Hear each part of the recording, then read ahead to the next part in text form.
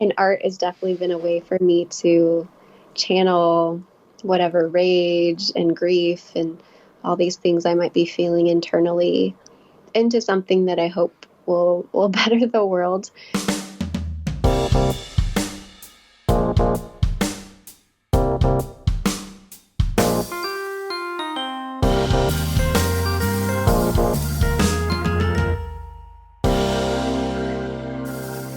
Hello, print friends, and welcome. I'm your host, Miranda Metcalf. This is a bilingual podcast, so if you subscribe to us, you'll be getting episodes in English with me, as well as in Spanish with Ronaldo Gil Zambrano. Together we speak to people from around the globe about their practice and passions in the fields of print media and multiples. Hello, Print Friend is brought to you by Speedball Art Products, who've been offering a diverse range of high-quality products to your practice since 1997. But we all know those products do not use themselves, and that's why Speedball works with a fantastic lineup of contemporary printmakers who make up the Speedball team of demo artists. Artists like Miles Calvert. This cheeky Canadian uses his wit and whimsy to make every demo as educational as it is fun. In his personal practice, major bodies of work has included massive installations of screen-printed pieces of toast and the idolization of British celebrity culture. So if you want to learn a few tricks of the trade and expand and improve your practice, head on over to Speedball's YouTube channel and see how it's done. There's a link in the show notes. This episode is also brought to you by Legion Paper. Legion Paper is a fine art paper company representing the best papers in the world. They either stock it, source it, or make it. With brands like Stonehenge, Somerset, Coventry, Reeves, Arches, and more, Legion is the best paper resource for every artist's and printmaker's needs. Learn more about the variety of papers Legion stocks at www.legionpaper.com. My guest this week is Saiyare Refaei, an artist and activist working in Tacoma, Washington. We talk about learning how to print by hand in a skate shop in Oaxaca, the importance of friends and mentors, doing research into NAFTA's impact on artists, and moving big presses. So, without further ado, sit back, relax, and prepare to build community with Saiyare Refaei. Hi Saiyare, how are you doing? I'm good. How are you doing today, Miranda? I'm doing really good. Thank you for taking some time out of your day to chat with me. Likewise. Yeah. So I found your work and your practice through Just Seeds, which is a really wonderful organization that maybe we'll get a chance to talk about later on. I'm always following and seeing what they're doing. And I was just really taken with your voice and your practice. And I'm looking forward to getting to know you and your work a little bit more. Thank you. I appreciate you reaching out and happy to share what I can. So before we get into chatting in depth, would you please let me know who you are, where you are, what you do? Sure. My name is Saiyare Refaei. I use they and she pronouns. I'm calling you from the traditional lands of the Puyallup people, or Tacoma, Washington. I originally grew up in McMinnville, Oregon, just a small town in the Willamette Valley in between Salem and Portland. I come from an immigrant family in that my father is from Iran, my mom is from Hong Kong, and somehow they met in a small town in Oregon. Aww. Where I grew up. And I would say now I'm still figuring out, I think it's a lifelong journey figuring out who I am and where all my identities and experiences, want to take me. I tell folks that I'm a community artist and that when I work on projects that are front-facing to the community, I really try to be intentional about the story that's being told. I've done printmaking off and on since 2011, and I also draw and do community murals, paintings, but I also have a day job too. So I'm really interested in food and the environment. And so my day job currently encapsulates working in community around food access and education about growing your own food and trying to provide resources for folks who want to be able to grow some of their own food or start businesses, whether that's a farm or some other type of food related thing. So, wow, that sounds like incredible day job work. I would love to hear maybe a bit more about it later on, because I have very passionate personal beliefs about how absolutely important that kind of work is. So, but before we do that path, I'd love to hear a little bit more about the formative years for you. So, what role did art play in your young life growing up in a small town in Oregon? Did you feel an art community? Did you visit museums? Were you someone who was always drawing? What are those formative years of art like for you? well, when I was the age that I was able to stand, I kind of call her my adopted grandma, or my white grandma. Mary Delaney gifted me a little easel for toddlers, and my mom said that I would stand there for hours while she was cooking or doing stuff around the house, and I would just be scribbling, drawing. And like, she remembers this time that I was sitting at the coffee table and I was scribbling something really intently, and she comes over and asks me, Saiyare, what are you doing? And what are you drawing? And I just like look up and kind of roll my eyes like almost like a teenager, like, Mom, why are you bothering me? And drawing has just been, and art has just been something that I've done my whole life. And I think, we're taught to be creative at a young age, and sometimes we lose that. And I feel grateful that I've been able to continue in some capacity. I think some other formative times in my life, during school, I'd be in art clubs, and we make these little murals for outside classrooms and painted in the classroom on walls. And then when I was ready to go to college, I got a little discouraged because I couldn't get into any art classes my first semester. But I was also interested in languages and the environment. So I ended up taking Chinese and Spanish my first semester. And I was like, maybe I'll do global studies. Maybe I'll be an anthropology major. And eventually I settled on environmental studies. My sophomore year of college, I had the opportunity to study for a semester in Oaxaca, Mexico. And that was more of a social justice focused semester where we were able to stay and study for a little bit in Chiapas as well, in one of the caracoles, or like intentional indigenous communities of the Zapatistas. We saw maquiladoras, like factories, and the impact of international trade agreements in Mexico and forced migration. It really opened my eyes to a lot of things, as well as so much street art and political art. I also made a friend there named Ashley.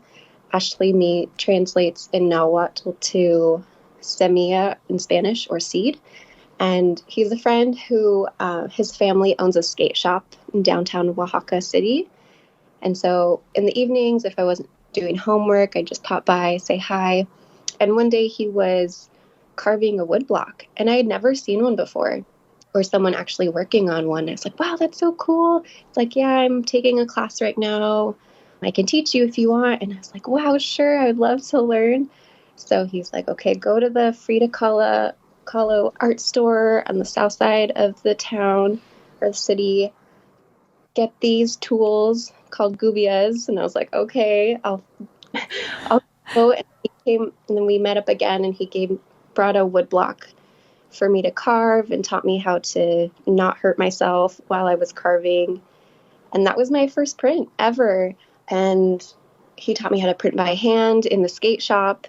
And then when I came back to campus, I learned that the art department had a printmaking studio, and there were printmaking classes. And I was like, oh my gosh, I'm going to see if I can take as many classes as possible. And so the professor, Craig Cornwall, at the time, I sent him a message and was like, hey, I only have a couple years left. I don't have enough time to be a full arts major, but I really want to take printmaking. Here are like some examples of the prints I've made already. And he let me bypass the drawing prerequisite course. Oh, nice. Like printmaking, and I just tried to fit in as many classes as I could before I graduated, along with my other requirements for my major. So that was definitely a pivotal moment. Also, after coming back from Oaxaca, my parents, who've been really, really supportive of just my creative journey, sent me photos of a Just Seeds show of kind of environmental justice focused prints that Thea Gar had put up at college in my hometown. So they sent me a bunch of pictures and were like, hey, this looks like a lot of the art you were taking pictures of and posting about in Oaxaca. And I was like, oh my gosh, there's people here who make this kind of. So that was my introduction to Just Seeds. And my parents graciously talked to Thea at the show and were like, hey, you need to meet my daughter. She likes to do art. And they connected me with Thea. And the next time that I was visiting home on a break, I set up the time to meet with her.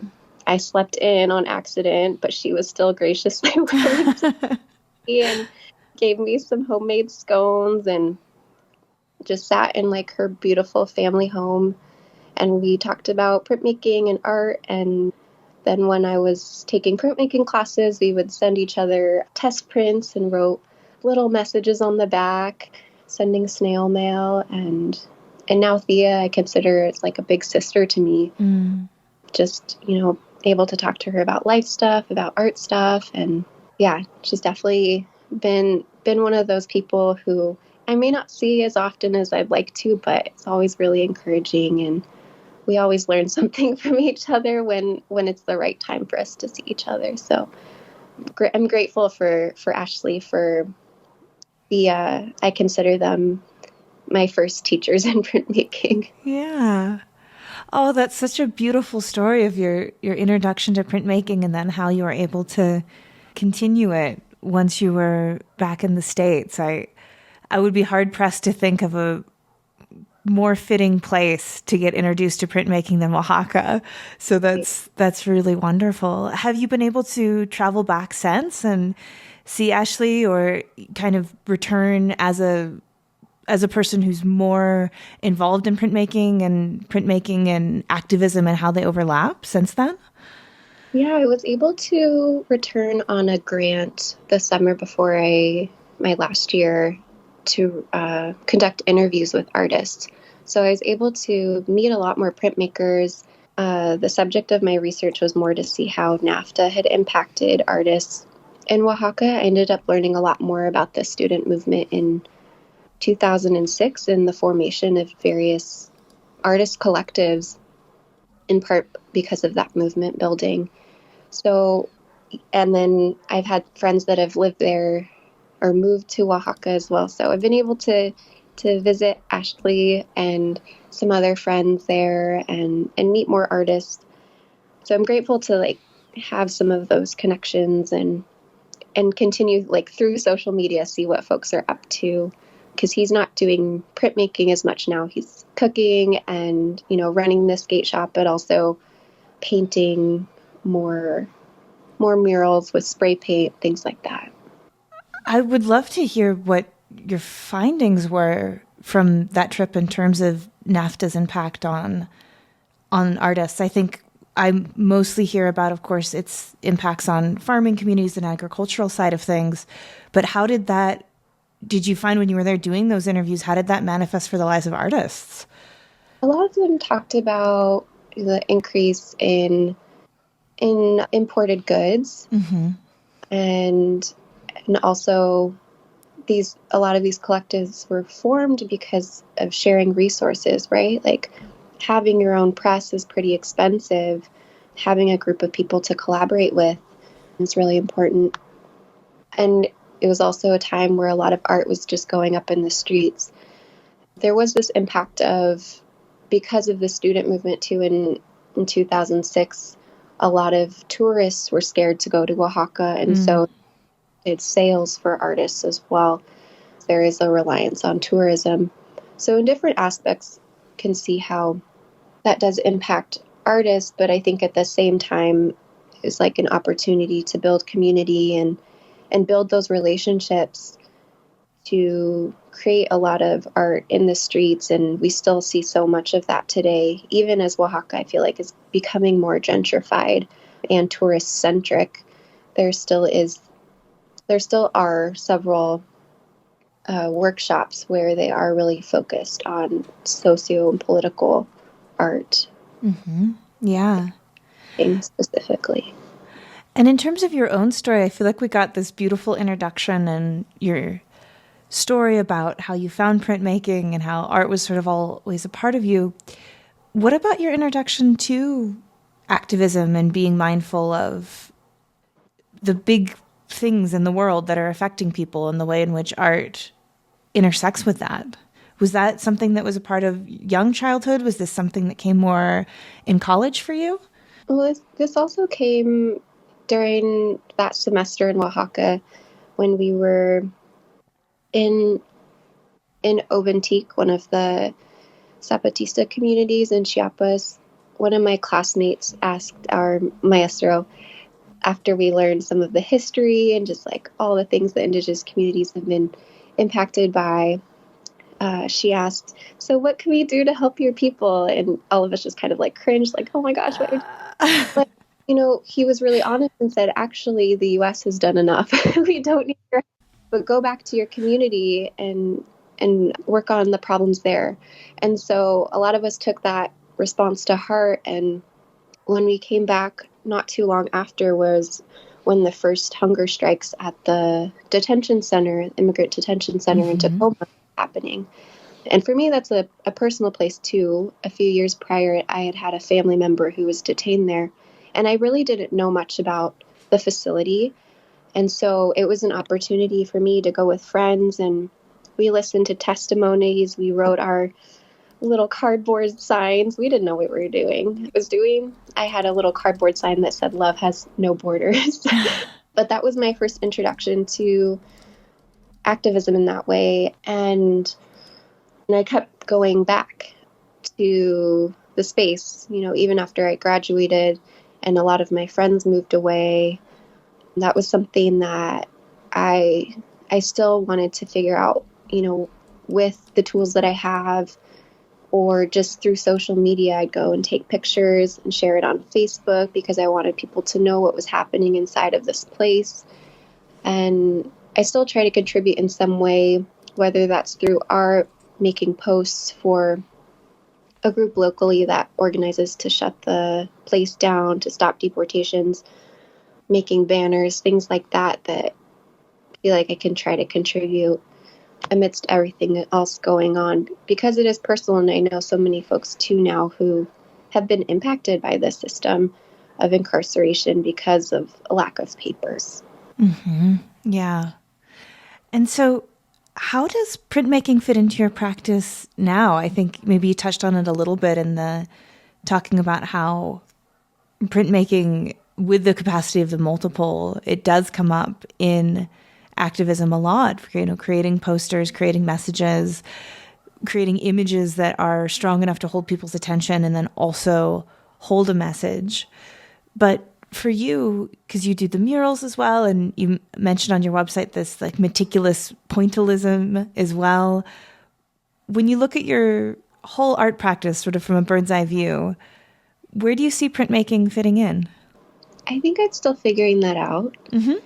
It's something that I really enjoy the process of carving out a print in the ways that you're forced to think differently and think about value, think about balancing images so that it will print properly. And there's so much that I feel like I still am learning about the process of printmaking. But for the last few years, I think my goal has been to set up a space that I can do more printing. So I'm not just doing things by hand or relying on going to somewhere else so that I can print. I think I've been able to work on some projects like through Ways Goose Tacoma, where it's a big printing fest. Mm-hmm. And I've carved out 4x4 lino blocks to be printed with steamrollers.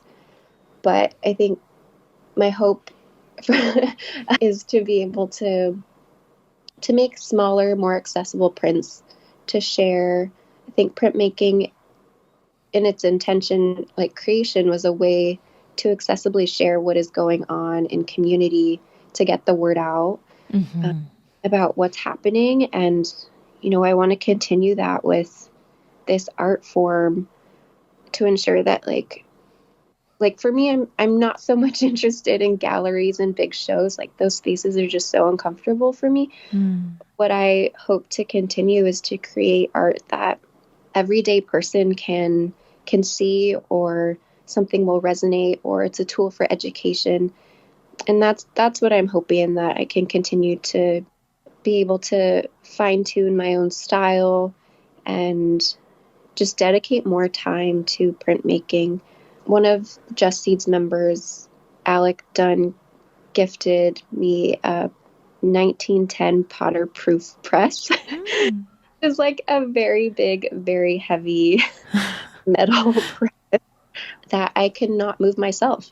So trying to fix it up so that it works properly and that I can be printing from home. And so, and with a lot of typeface too, because it's also made as a letterpress.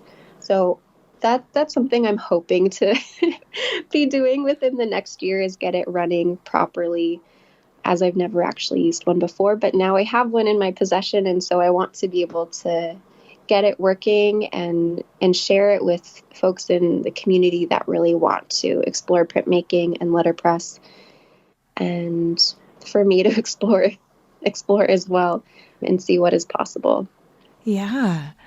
Would you be open to people reaching out and offering their help to get it going again? I know the podcast has a lot of listeners in the I-5 corridor area. Is that something that's at all interesting if someone hears that and they're like, oh, I fixed up one of those 5 years ago? Yeah, that would be great. I think my friend was able to fix the pedal that was broken. I think we're just still figuring out what is the right alignment for the bed to get all lined up, since both of us have not really worked with one before. And in transport, we had to take the handle off. And so I don't know if I put the handle on incorrectly. So yeah, if there's anyone out there who is really eager to problem solve with me, and it's just also so heavy that I can't lift it by myself, that it does require at least one more person to maneuver. I think that the care and feeding and moving of printing presses is, again, part of the way that the printmaking community bonds so often. Is you will just have people who say, I need to move this poor press across state lines before she gets melted down for scrap metal. And, you'll just have people come up and volunteer time and elbow grease, because we do have a love for these old objects, and I think what they symbolize and what they're capable of. So yeah, definitely. I'm sure we'll put a link to your Instagram in the show notes, I'm sure. And hopefully maybe someone around that area will be able to help you out, because having more presses community accessible is absolutely a net good for the world. Thank you. Yeah, it definitely took 6 of us to get it out of a basement in Portland and into U-Haul truck to bring it up to Tacoma. So it is, yeah, definitely community needed. And I've talked to Jessica Spring, who does letterpress here locally, and she's looked at it and told me how to clean some things. So she's been super helpful, but I'm always open to different perspectives and folks who might have more experience with this type of press, because I didn't know this until after acquiring it, that there are so few of them left. Yeah. I think the larger and more complex the presses get, the fewer of them we have, for sure, still in the world. Yeah. So would you just, in terms of kind of plans for that, would you just be running things out of your home? Like access? Yeah. And oh, that's so exciting. And I know that you've written that working collaboratively it's like being a conduit to visualize stories that need to be told in communities. And I'm wondering if you could talk to that process a bit, because I think that's something that a lot of people would love to be a part of and love to engage with their communities in that way, but maybe not necessarily sure where to start or how to go about it respectfully. Could you talk about your philosophy and your process for that kind of community engagement?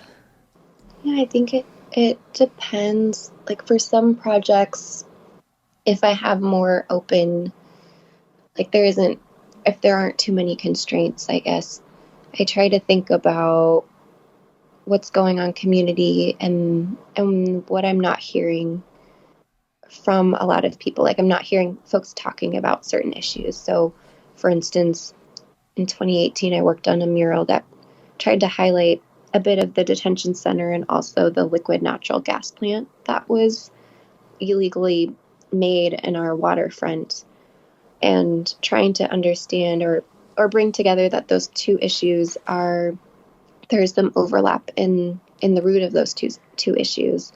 As far as other projects, I think that involve community that I may not know too well. I think I try to be really intentional of learning the history or having conversations with people or asking permission to share certain images or talk about stories that may not be my own. Mm-hmm.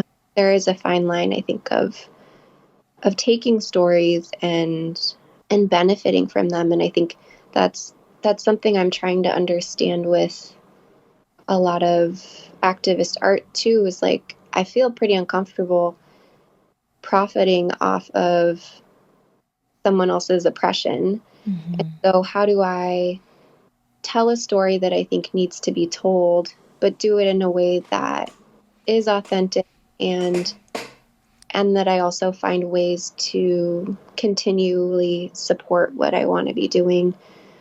And those are like some deep questions that I'm still figuring out how to do. Yeah. And seek guidance from now this network of artists that I know and other folks I know that are making art in a similar way.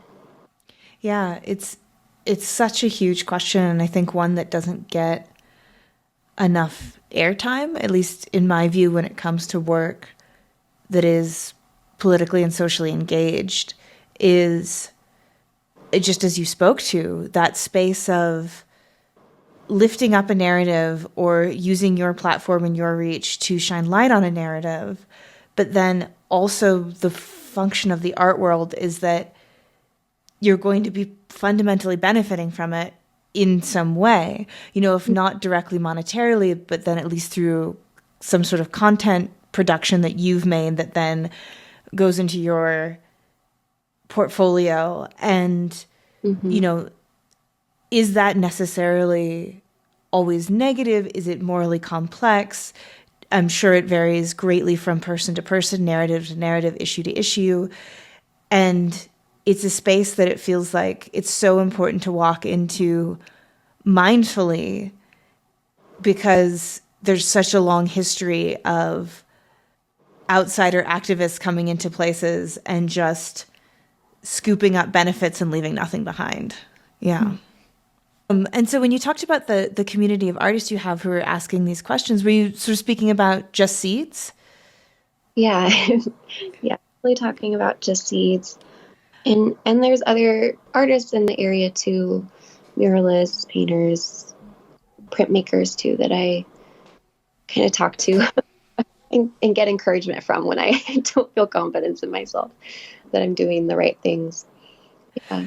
For people who aren't familiar with Just Seeds, how would you describe them, and how long have you been involved with them? Well, Just Seeds is its 15th year, 15th anniversary this year. I describe it as a transnational artist cooperative. So there are artists located in what we call Canada, the United States, and Mexico who are making art, you know, to push movement building and global solidarity around a lot of issues. So for me, I see it as this network of artists who are trying to do some good in the world and shine light about a lot of issues that communities are facing, but also make some inspirational art for these times that get really tough. So I was inducted into Just Seeds in 2020. Same with Andrea Narno, who was also interviewed on your podcast. That was the first time in a while that Just Seeds has brought in new members. And so we kind of all dived right in, and then pandemic has happened. So Yeah. I haven't been able to meet in person. I think within the last year, I met Andrea for the first time in person and a few other members of Just Seeds. So we're slowly meeting each other outside of Zoom boxes. And I'm really looking forward and hoping for further collaboration with a lot of artists outside of digital, maybe poster making, things like that we've been able to do during this time. But I'm excited for what possibilities are in store as we're able to be around each other in person more. Yeah, I'm excited for that very much as well. And I know with Just Seeds, there's a lot of people who use print media, but it's not just a printmaking organization, correct? Yeah, it's definitely, I would say, started by a lot of printmakers, and with the kind of introduction of more artists, I would say there are definitely a handful of folks who are really great at graphic design, a lot of folks who paint murals, photography, collage. There's a lot of different mediums. And so it's really wonderful to see what folks are up to and what mediums call to them, and just constantly learning from each other, and feel really good about asking questions about technical things as Yeah. issues come up, printmaking or screen printing. And folks are just doing really cool things in their own communities too. And so yeah, it's been beautiful to continue to learn, but also humanize all these people who I've like looked up to for so long. Be like, well, Yeah. we're all going through life stuff too, and we're human, and we're just trying to make rad art and share it with the world and inspire movements to continue their momentum. Yeah, absolutely. And that's such a powerful space, I feel like, as you're speaking of that community and it being a place to ask questions and a place to work through issues, and then of course the art making on top of it. It's a very cool thing. Yeah. Have you found, in terms of the way art and art making intersects with community building, in this sort of, we're not post pandemic, but we're in a weird nether region, I feel like, or a pandemic sort of purgatory where it's around and it's still affecting people greatly, but it's sort of slipped from like the everyday consciousness for some people. The art and community building in this new space where it is hard to gather people, you spoke of being able to start to see people in person. How have you seen it change? And do you have any advice for people who are wanting to get back engaged with it, but do it in ways that still ensure safety and respect? I mean, art is definitely this universal language, and something that I think we create with like our spirit, our soul, and put so much of our energy into. And something over the last few years, I think in part because of social media, there is this pressure to continually produce content, and like art has become content. Mm. And I would encourage folks who maybe want to take up their art practice again, or try it out, or make it their full-time thing, that they have permission to take the time that they need to explore and try, and figure out what works for them. I'm certainly an example of that I'm interested in a lot of different things, and I'm still figuring out, what I want to be doing or how I want to be doing things. And that's okay. That's the journey, and that's the fun part of this. Mm-hmm. And I think being able to ask those questions of other folks who are trying to do the same thing, right? Art can be such a lonely practice. Yeah. And being able to lean on community members for advice, or just seeing, how folks are doing their own practice.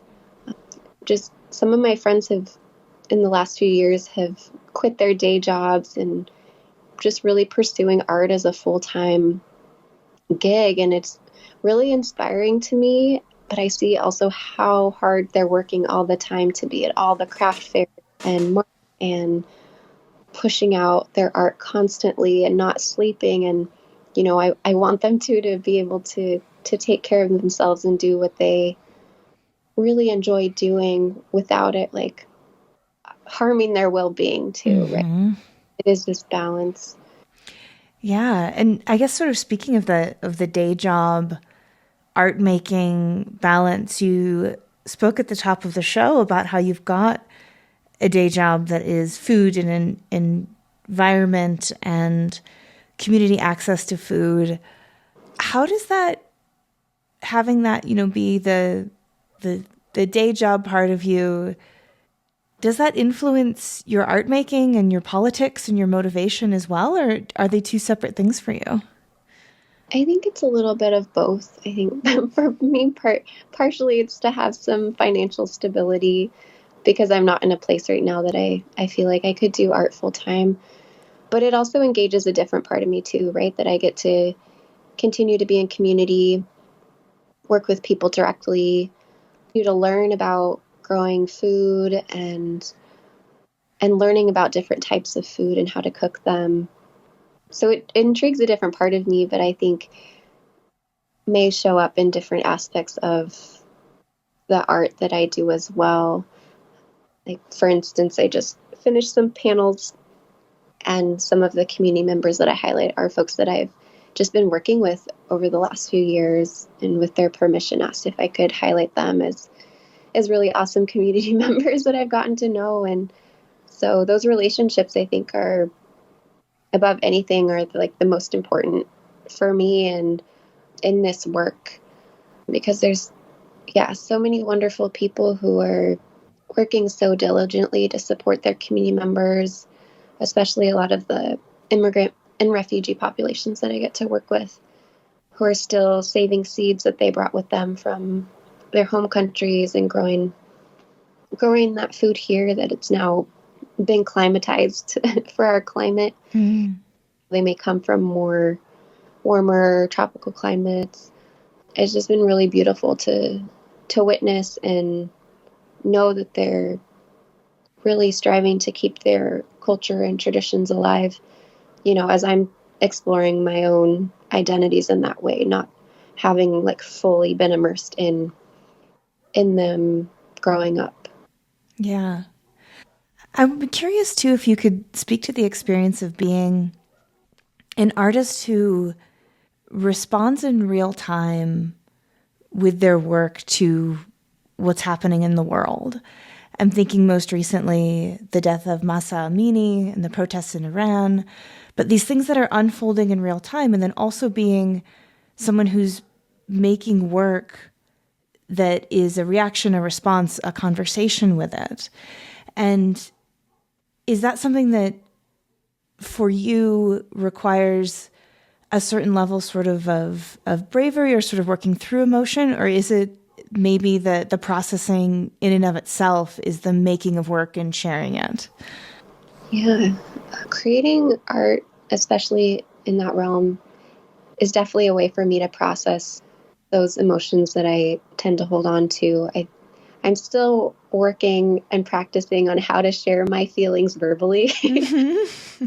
And art has definitely been a way for me to channel whatever rage and grief and all these things I might be feeling internally into something that I hope will better the world, or, reach someone else who might be feeling the same way, but not sure how to express it. And so, yeah, for me, it's especially with everything that's going on in Iran currently, I do get into those spirals of doom scrolling and reading updates, and then I have to remind myself, like, oh, I need to pause, and I need to think about how these things are affecting me, and maybe paint a little bit or draw, and it helps some of those things come out, even if it just needs to be tears.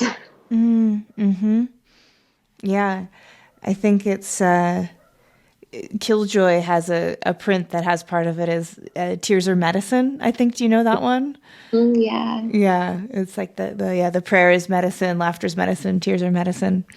Yeah. Have you gotten to connect with Joy at all? I'm just thinking of being two people in the printmaking, mural making world. I could see you two collaborating. Yeah, we were finally able to meet in person this year when I had a very long layover. Oh, nice.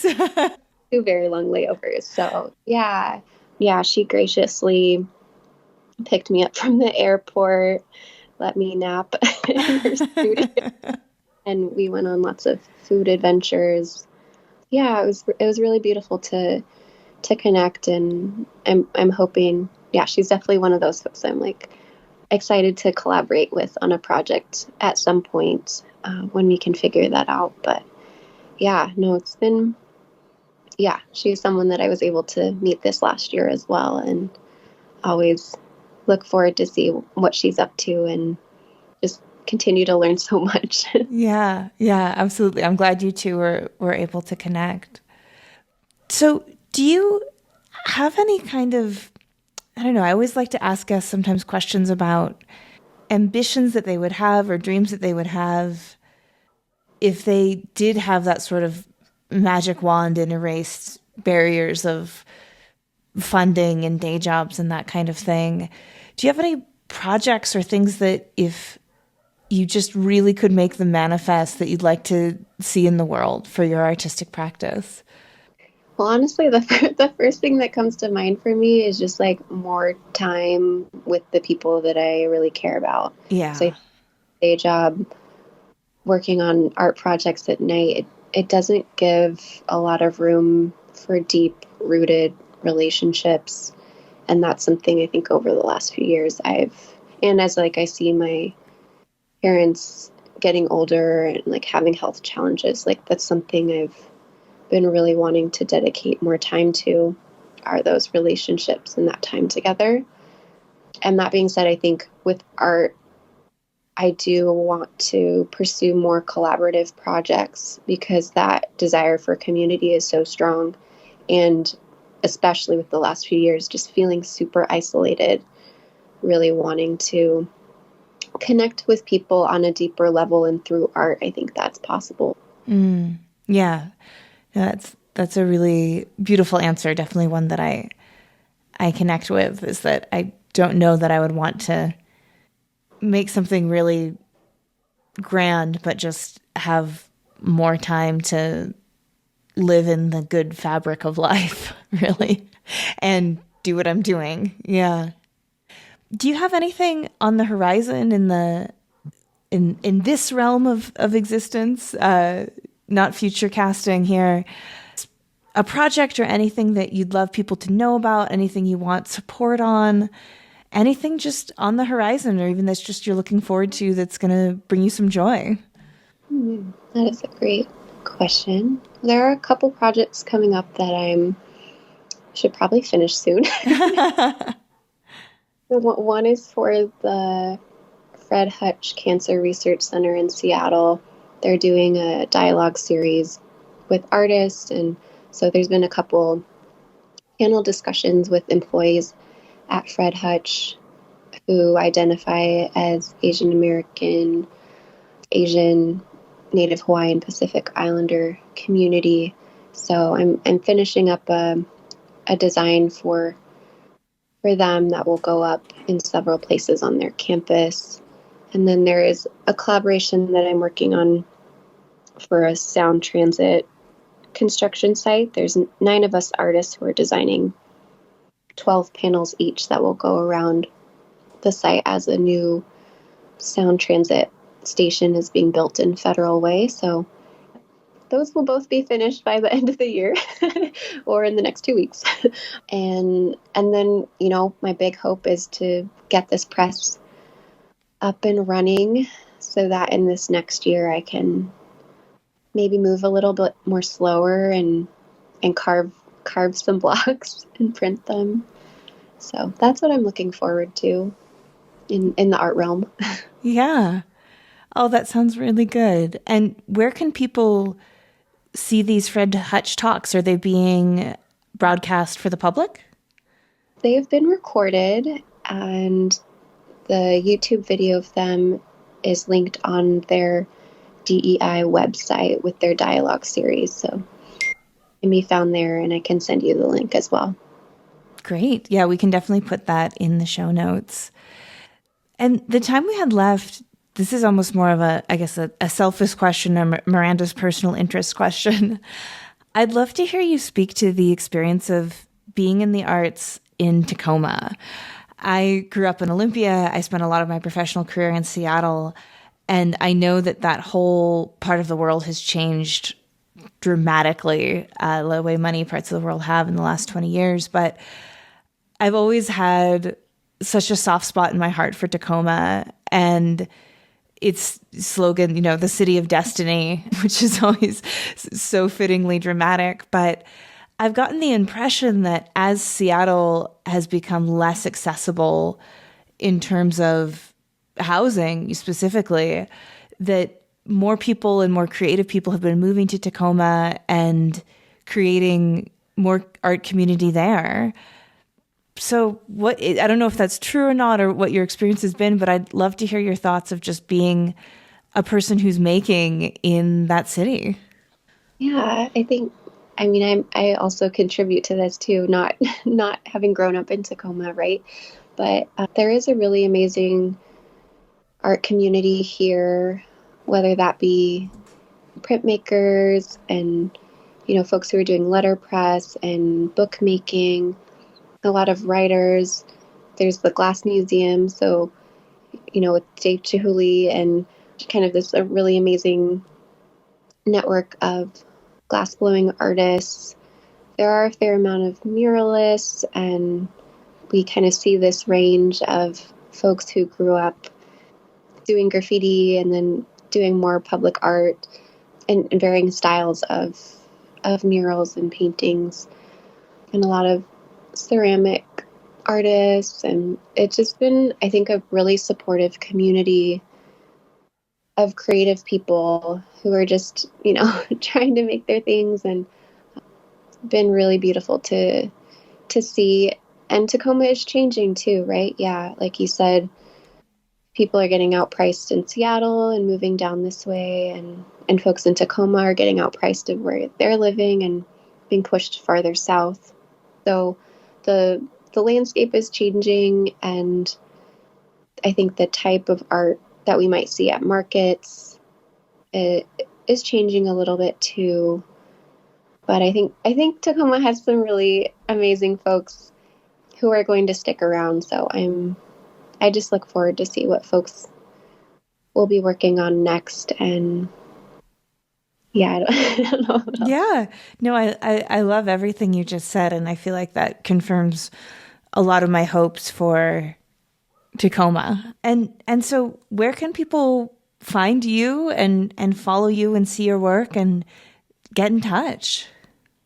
Yeah, folks can find me on Instagram. My handle is _Saikick, SAIKICK_. You can also find some of my work on the justseeds.org website. Other than that, you might find me on a farm, playing in the soil or harvesting food.